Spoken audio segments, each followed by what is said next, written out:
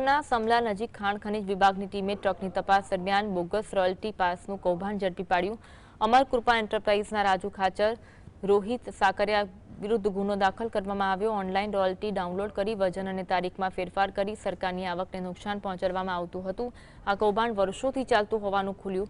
કેરાળા, વસ્તડી અને જસાપડ સહિતના ગામોમાં રેતી ચોરીમાં પણ બોગસ રોયલ્ટીનો ઉપયોગ થયો હોવાની શંકા છે। ખનીજ વિભાગની ટીમે કોમ્પ્યુટર, પ્રિન્ટર સહિતની સામગ્રી જપ્ત કરી તપાસ શરૂ કરી છે।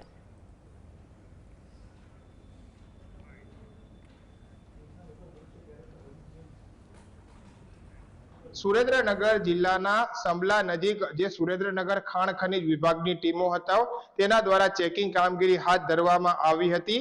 ત્યારે જે ઓવરલોડ ભરેલું રેતી ભરેલું ડમ્પર છે તે ઊભું રાખવામાં આવ્યું હતું અને તેની પાસેથી પાસ, પરમિટ અને રોયલ્ટી માંગવામાં આવી હતી। પરંતુ આ ડમ્પર ચાલકે જે રોયલ્ટી રજૂ કરી હતી તે ડુપ્લિકેટ હોવાનો ધડાકો થયો છે।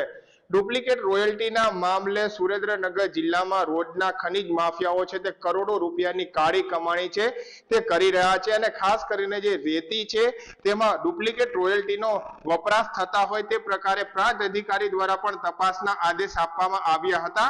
ત્યારે હવે સમગ્ર કૌભાંડ છે તે બહાર આવ્યું છે। Fazal Chauhan, GSTV news, Surat.